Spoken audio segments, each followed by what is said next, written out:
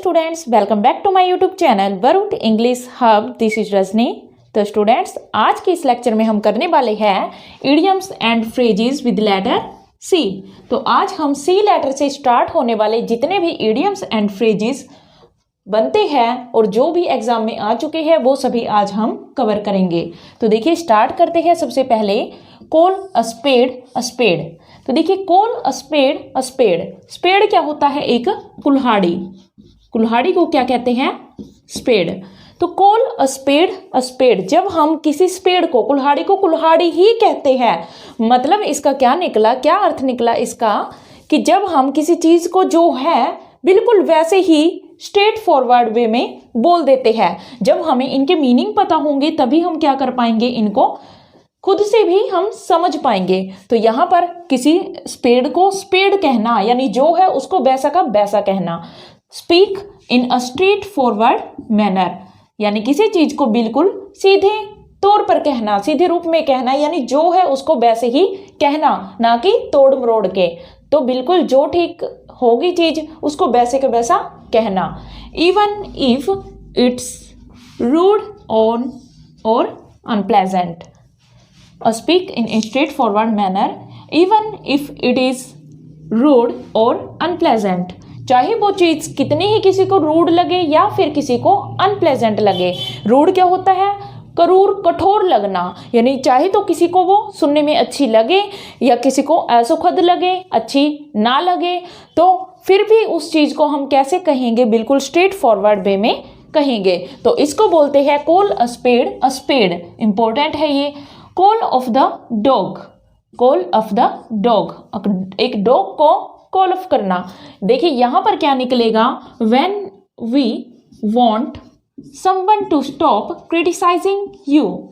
जब हम किसी को हमारे बारे में कुछ क्रिटिसाइज करते हुए सुनते हैं, उससे हम क्या चाहते हैं कि वो हमें क्रिटिसाइज करना बंद कर दे, तो उसको हम क्या बोलते हैं? Call off the dog. देखिए थर्ड है call the tune. Call the tune. Tune होता है कोई तराना, कोई राग, कोई सुर, उसको बोलते हैं हम म्यूजिक में ट्यून। तो यहां पर क्या है? Call the tune. To be one who controls the situation, यानी कि एक ऐसा व्यक्ति जो क्या कर सकता है?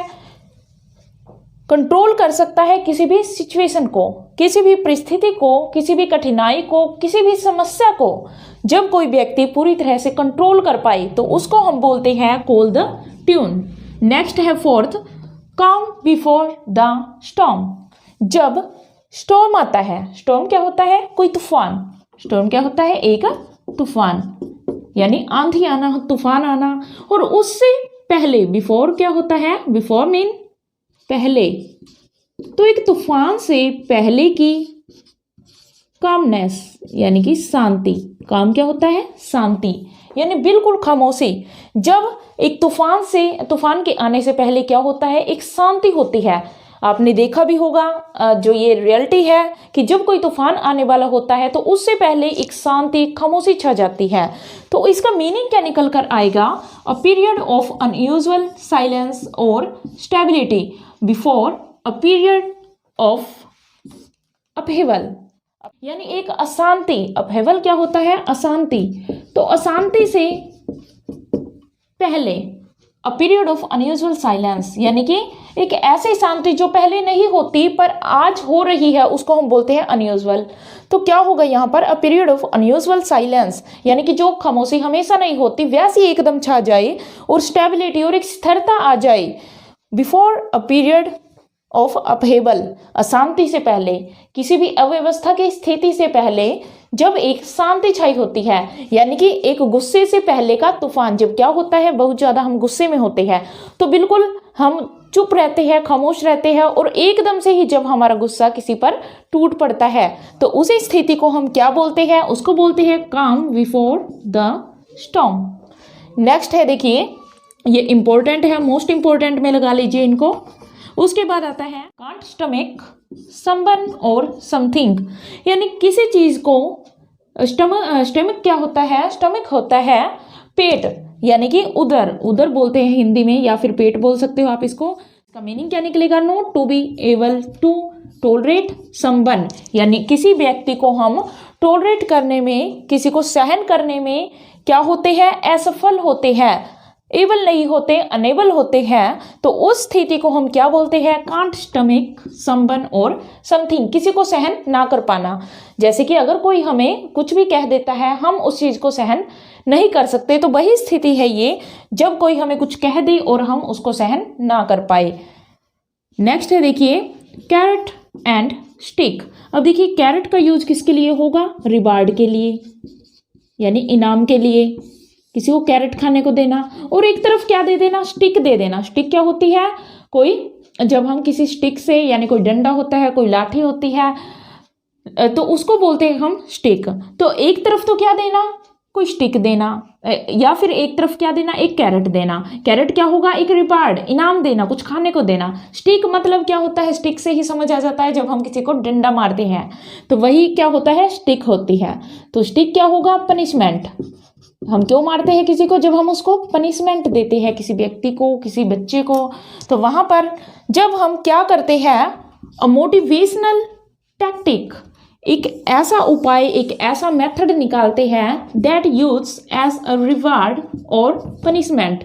जब हम एक ऐसा तरीका निकालते हैं कि किसी को हम रिवार्ड देते हैं या पनिशमेंट देते हैं किसी कार्य के लिए, और क्या करने के लिए करते हैं हम, ताकि हम क्या कर सके, जिसको हम रिवार्ड दे रहे हैं या पनिशमेंट दे रहे हैं, उसको हम किसी चीज के लिए प्रेरित कर सके। तो इसलिए हम क्या करते हैं, किसी को रिवार्ड देते हैं या पनिशमेंट देते हैं। तो ये एक टैक्टिक है। टैक्टिक में कोई तकनीक है, टेक्निक की तरह ही। तो ये क्या है, टैक्टिक, कोई तरीका है, कोई मेथड है। तो उसको बोलते हैं कैरेट एंड स्टिक। उसके बाद आता है कैश काउ। तो कैश काउ क्या होती है, मनी मेकर, जिस चीज से हमें क्या मिलता है। अब देखिए काउ क्या होती है, दूध मिलता है हमें उससे, उसका हम बिजनेस करते हैं, धीरे धीरे हम बेचते हैं और पैसा कमाते हैं। जब कोई चीज क्या होगी जिससे हम धीरे धीरे मनी कमाते रहे, तो उसको हम बोलते हैं कैश काउ, यानी एक ऐसा बिजनेस जिससे हम लगातार मनी कमाते रहे। नेक्स्ट है कासल्स इन द एयर। तो ये मोस्ट इंपॉर्टेंट है ये भी। कासल्स क्या होता है, कासल्स होता है किला, कोई किला होता है कासल। तो कासल्स इन द एयर, तो एयर क्या होती है, एयर होती है हवा।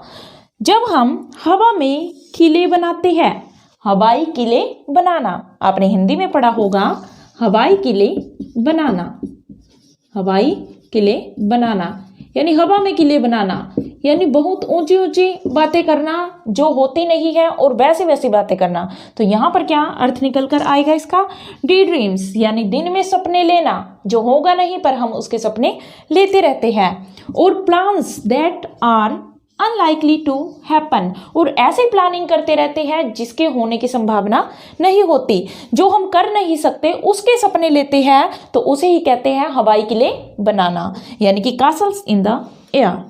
तो ये मोस्ट इंपॉर्टेंट रहेगा। नेक्स्ट आ जाते हैं नाइन्थ, कैट वर्गलर। तो कैट वर्गलर क्या होता है, वर्गलर क्या होता है आपको पता है, एक थीफ होता है, एक चोर होता है, थीफ चोर, वर्गलर भी हम बोलते हैं थीफ को। तो थीफ होता है जो कैट वर्गलर। अब देखिए कैट क्या करती है, कहीं से भी ऊंची जगह से वो आराम से कूद जाती है, किसी को पता भी नहीं चलता कि कैट कब आई और कब चली गई। तो ऐसा चोर जब क्या करेगा, a thief who skilfully climbing a building without anyone's notice, जब कोई व्यक्ति, कोई चोर पूरी निपुणता से, स्किलफुली जिसमें स्किल है, एक निपुणता है, कुशलता है कुछ करने की, क्लाइंबिंग, क्लाइंबिंग मीन कहीं से कूदना, जंप करना, अ बिल्डिंग, किसी बिल्डिंग से जब कोई चोर ऐसे कूद जाता है कि किसी को नोटिस भी नहीं होता, किसी को पता तक नहीं चलता कि कोई यहाँ आया था, तो ऐसे चोर के लिए हम यूज करते हैं कैट वर्गलर। नेक्स्ट है कैच समवन्स आई, यानी कैच मीन कैच करना, पकड़ना, या फिर क्या होगा यहाँ पर कैच समवन, समवन मीन कोई व्यक्ति, आई क्या होता है आंख, यानी जब हम किसी की आंख को पकड़ते हैं, यानी लगातार कोई हम पर आंख टिकाता है, तो उसको बोलते हैं कैच समवन्स आई। तो यहाँ मीनिंग क्या निकल कर आएगा, टू गेट समवन्स अटेंशन, यानी हम किसी की अटेंशन पाते हैं, टू गेट समवन्स अटेंशन, या फिर किसी के अटेंशन पाना, किसी का ध्यान हमारी तरफ जाना, तो उसको बोलते हैं कैच समवन्स आई। नेक्स्ट है कोट इन अ टाइम। तो देखिए 10th भी इंपॉर्टेंट है। कोट इन अ टाइम व्हाट। अब देखिए व्हाट क्या होता है, तोड़फोड़ करना कोई चीज। तो यहां पर क्या होगा इसका meaning, to remain unchanged from a time in the past. Past के किसी टाइम से अब तक कोई चीज कैसी रहती है, लगातार अनचेंज्ड, यानी वो बदलती नहीं। तो उसके लिए हम यूज करते हैं कोट इन अ टाइम व्हाट। व्हाट मीन तोड़फोड़ करना, बदलना कोई चीज। नेक्स्ट है देखिए caught in the crossfire. अब देखिए क्रॉस क्या होता है, इसको हम बोलते हैं क्रॉस। अब देखिए क्रॉस फायर, क्रॉस मतलब क्या होगा, एक नेगेटिव सेंस होती है, नेगेटिव मीनिंग निकलता है यहाँ पर क्रॉस से। अब दो व्यक्ति जो क्या है आपस में जिनकी बनती नहीं, तो वो क्या करते हैं, क्रॉस फायर। यहाँ पर हम एक टेक्निक बना रहे हैं सिर्फ इनको लर्न करने के लिए, इनको लिंक कर रहे हैं। तो देखिए क्रॉस मीन ओपोजिट होना। दो यहाँ पर देखिए स्टिक के जैसे यहाँ पर बनाई है मैंने, जो क्या है एक दूसरे के ओपोजिशन में है। जब दो व्यक्ति ओपोजिशन में है और कोई बीच में व्यक्ति फंस जाता है इनके, और क्या कर रहे हैं वो, फायर। फायर क्या होता है, आग, यानी कि कोई दो व्यक्ति मिलकर आग उगल रहे हैं, एक दूसरे से लड़ रहे हैं, झगड़ा कर रहे हैं। तो यहां से देखिए मीनिंग निकालते हैं हम, कैसे निकालेंगे, caught in the. Caught mean पकड़ा जाना, कैद हो जाना, किस चीज में, क्रॉस फायर में। वो क्रॉस फायर है जो मैंने यहाँ पर बनाई है। तो इसमें क्या होगा, when someone caught between opposing people arguing about something. जब कोई व्यक्ति उन लोगों के बीच में फंस जाता है, बिटवीन क्या होता है, बीच में। जब दो लोगों के बीच में कोई बात होती है, कोई स्थिति बनती है, तो उसको हम बोलते हैं बिटवीन। और ज्यादा लोगों के बीच में होता है, दो से ज्यादा के बीच में, तो उसको हम बोलते हैं अमंग। तो यहाँ पर क्या है, बिटवीन, यानी दो लोगों के बीच में। जब दो लोगों के बीच में क्या चल रही है, ओपोजिंग पीपल है जो आपस में लड़ रहे हैं, आर्गू कर रहे हैं, बहस कर रहे हैं एक अबाउट समथिंग, किसी चीज के लिए। जब दो व्यक्ति बहस करते हैं और कोई बीच में तीसरा फंस जाता है, तो उसको हम क्या बोलते हैं, caught in the crossfire, यानी दो लोगों के फायर में, दो लोगों की लड़ाई में कोई तीसरा व्यक्ति फंस गया। नेक्स्ट है देखिए क्लाउड नाइन। क्लाउड नाइन, अब क्लाउड आपको पता है बादल होते हैं, आसमान की तरफ इशारा करते हैं जो। Cloud nine, a state of extreme happiness. ये देखिए मोस्ट इंपॉर्टेंट है, बहुत बार एग्जाम में ये रिपीट होता है। Cloud nine, a state of extremely happiness, यानी कि एक व्यक्ति किस पर है, आसमान पर चढ़ा हुआ है, बहुत ज्यादा खुश है जो, तो उसको बोलते हैं हम cloud nine, a state of extreme happiness. तो देखिए नेक्स्ट है अब 14th। तो देखिए charity begins at home. Charity mean दान करना किसी को, बिगिंस स्टार्ट होना, शुरू होना, एट होम घर से। तो देखिए दान कहाँ से शुरू करना चाहिए, घर से। तो इसका मीनिंग क्या निकल कर आता है, a person's first responsibility is for the needs of their family and friends.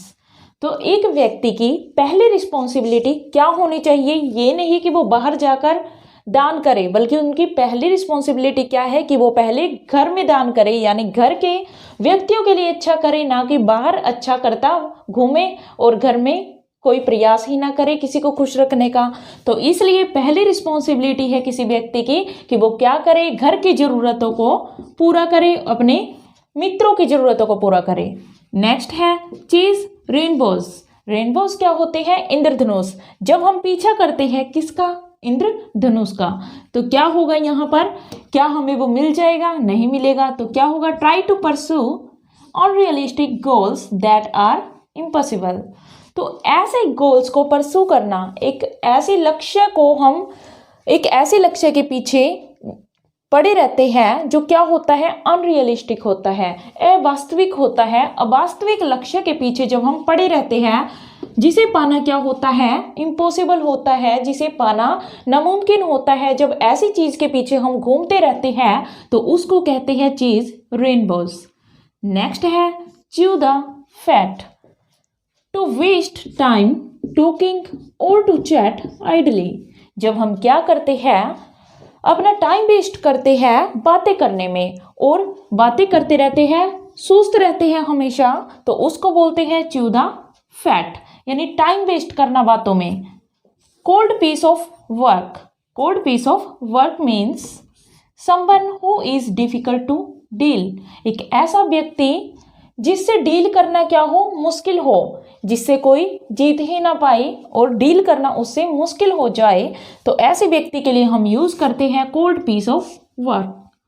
Next है come down on somebody like a ton of bricks, तो किसी पर ब्रिक्स के यानी ईंटों के टन की तरह क्या करना, गिर जाना। तो इसका मीनिंग क्या होगा, टू हिट और पनिश समबडी, किसी को हिट करना या फिर किसी को दंड देना। नेक्स्ट है come out of the woodwork, तो come out mean come to know, किसी चीज का हमें पता चलना उसको बोलते हैं come out of the woodwork. Woodwork mean लकड़ियों का जो काम होता है, कार्य होता है, लकड़ियों के काम का हमें पता चलना कि कहीं पर लकड़ी का काम हो रहा है, यानी एकदम से क्या होना, टू इमर्ज सडनली और अनएक्सपेक्टेडली, यानी एकदम से हमें किसी चीज का पता चलना, एकदम से कोई चीज हमारे सामने आना, और अनएक्सपेक्टेडली यानी जिसका हमने एक्सपेक्टेशन नहीं रखा हो और वो चीज अचानक से क्या हो, हमारे सामने आ जाए, तो उसके लिए यूज करते हैं कम रेन और शाइन। कम रेन और shine regardless of the weather और सर्कमस्टांसिस, यानी कि कोई भी परिस्थितियां हो या कैसा भी मौसम हो, क्या करेगा कोई व्यक्ति, कोई काम करके ही रहेगा। किसी से मिलने जाना है तो बेशक से क्या आए, रेन आए या शाइन, बिजली कड़के, कोई चमक आ जाए, बारिश आ जाए, फिर भी वो व्यक्ति वो काम करके ही रहेगा, यानी परिस्थितियां किसी व्यक्ति की लाइफ में कैसे भी रहे पर वो व्यक्ति अपने काम को कर ही रहेगा, तो ऐसे व्यक्ति के लिए यूज करते हैं कम रेन और shine. Come to a head, a situation suddenly becomes worse, तो एक ऐसी सिचुएशन जो सिर से ऊपर चली जाए, कम टू अहेड यानी सिर तक आ जाए, पैरों से सिर तक आ जाए, यानी एक ऐसी सिचुएशन होती है जो पहले कम थी बुरी और धीरे धीरे क्या हो चुकी है, वो बहुत ज्यादा बुरी हो चुकी है। A situation suddenly becomes worse, worse क्या होता है, बहुत ज्यादा क्या बन जाए, बुरी बन जाए, जब कोई चीज बहुत ज्यादा बुरी, तो उसको बोलते हैं come to a head. Common as an old shoe, तो क्या होगा यहाँ पर, इल मैनर्ड और अनकुथ, तो अनकुथ क्या होता है, असभ्य, अनसिविलाइज्ड, अनसिविलाइज्ड पर्सन को कहते हैं हम, अनसिविलाइज्ड पर्सन के लिए यूज करते हैं हम अनकुथ। और यहाँ पर इल मैनर्ड जिसका बुरा क्या हो, व्यवहार हो, बुरा ढंग हो, जिसका रहने सहने का जो असभ्य हो, वो ऐसे व्यक्ति के लिए हम क्या यूज करते हैं, कॉमन एज एन ओल्ड शू। और इसके लिए देखिए तो एज डर्ट, तो क्या होगा यहाँ पर, एज डर्ट भी यहाँ पर कई बार आता है, कॉमन एज डर्ट। तो नेक्स्ट देखिए काउच पोटैटो, तो काउच पोटैटो क्या होता है, लेजी पर्सन। काउच क्या होता है, देखिए ऐसी चेयर होती है जिसके ऊपर हम हाथ रखकर दोनों साइड से बैठ सकते हैं, तो उसके ऊपर जब पोटैटो रख दिया जाए, यानी पोटैटो किसके लिए यूज होगा, एक ऐसे व्यक्ति के लिए सारा दिन चेयर पर ही बैठा रहता है, बेड पर ही बैठा रहता है, तो ऐसे व्यक्ति को हम क्या कहते हैं, काउच पोटैटो, यानी आलसी व्यक्ति जो सारा दिन बैठा ही रहता है और कोई काम नहीं करता। Cost of a bump, cost a bomb, cost an arm and a leg, देखिए ये यहाँ पर first, second cost an arm and a leg, और third cost the earth, fourth cost a packet, fifth cost a small fortune. तो यहाँ पर देखिए हमारे पास 5 इडियम है और सभी का सेम मीनिंग है, एक्सट्रीमली एक्सपेंसिव यानी कि बहुत ज़्यादा महंगा। इन चारों को, इन 5 इडियम्स को हम किसके लिए यूज करते हैं, बहुत ज़्यादा महंगी चीज़ के लिए। नेक्स्ट है 25th, क्राइम डजंट पे, क्राइम डजंट पे, तो इसका अर्थ क्या निकलता है, crime ultimately not benefit a person, तो जो क्राइम होता है, एक अपराध होता है, उससे कभी किसी व्यक्ति का फायदा नहीं होता।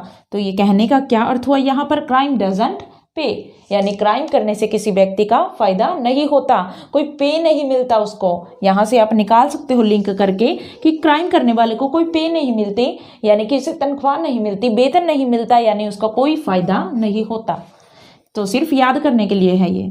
क्राई वुल्फ, क्राई वुल्फ क्या होता है? वुल्फ होता है भेड़िया। तो ऐसा भेड़िया जो चिल्लाता है, रोता है। To ask for help when there is no danger. तो देखिए जब क्या होता है, किसी टाइप का कोई डेंजर ही नहीं है, खतरा ही नहीं है, फिर भी जोर जोर से चिल्लाना हेल्प के लिए। तो क्राई वुल्फ एक स्टोरी सुनी होगी आपने। एक लड़का होता है जो क्या करता है, भेड़िया भेड़िया कहकर चिल्लाता है, पर वहां पर कोई भेड़िया नहीं होता, और एक दिन वो खुद ही ऐसी सिचुएशन में फंस जाता है, असली में ही वहां पर क्या आ जाता है, एक भेड़िया आ जाता है। तो उसके लिए यूज करते हैं क्राई वुल्फ। नेक्स्ट है देखिए कुकू इन द नेस्ट। अब देखिए कुकू क्या होता है? कोयल। तो इन द नेस्ट यानी नेस्ट में, एक घोंसले में कुकू। अब देखिए इसके लिए क्यों ये वर्ड यूज किया गया है? तो कुकू क्या होती है, ये जीके का भी क्वेश्चन है कि कुकू एक ऐसा वर्ड है, कोयल है जो एक ऐसा पक्षी है जो खुद के नेस्ट में, खुद के घोंसले में कभी अपना एग यानी अपना अंडा नहीं देती। वो हमेशा कहाँ जाती है? दूसरे के घोंसले में एग अपना देने के लिए। तो इसलिए हमने कुकू वर्ड यहाँ पर यूज किया हुआ है इस इडियम के अंदर, cuckoo in the nest. An unwelcomed intruder in a place, यानी दूसरे के घोंसले में जाने वाला, यानी दूसरे की लाइफ में, दूसरे की जिंदगी में क्या करने वाला? इंट्रूडर क्या होता है? हस्तक्षेप करने वाला, यानी इंटरफेयर करने वाला व्यक्ति दूसरों की लाइफ में, जो बिना कहे, बिना वेलकम के किसी की लाइफ में जाकर इंटरफेयर करता है, किसी की लाइफ में घुसता है, तो ऐसे व्यक्ति को हम क्या बोलते हैं? Cuckoo in the nest. Next है देखिए लास्ट हमारा, क्रियोस्टी किल्ड द कैट। तो क्रियोस्टी क्या कर देती है? कैट को मार देती है। इससे क्या निकल कर आया? Being inquisitive about other people's affair. जब कोई क्या करते हैं व्यक्ति, कुछ व्यक्ति ऐसे होते हैं जो दूसरों के अफेयर में, दूसरों के मामले में क्या करते हैं? बहुत ज़्यादा उत्सुकता दिखाते हैं, बहुत ज़्यादा एक्साइटमेंट होते हैं किसी की लाइफ में देखने के लिए, ताक झांक करने के लिए। मे गेट यू इनटू ट्रबल, और क्या होता है लास्ट में? वो खुद को ट्रबल में फंसा लेते हैं, एक मुसीबत में फंसा लेते हैं। यानी क्रियोसिटी जब ज़्यादा होती है किसी व्यक्ति में, दूसरों की लाइफ में झांकता है, तो वो मारा जाता है कैट की तरह, यानी किल्ड द कैट। कैट को वो क्रियोसिटी मार देती है। यानी हम दूसरे की लाइफ में जब दखल देते हैं, क्या पता हम ऐसी सिचुएशन में फंस जाते हैं जिससे निकलना कठिन होता है। तो ये हुए हमारे सी लेटर से most important idioms and phrases. तो अगर आपको लेक्चर अच्छा लगा हो तो लाइक, सब्सक्राइब एंड शेयर जरूर कीजिएगा। Thank you.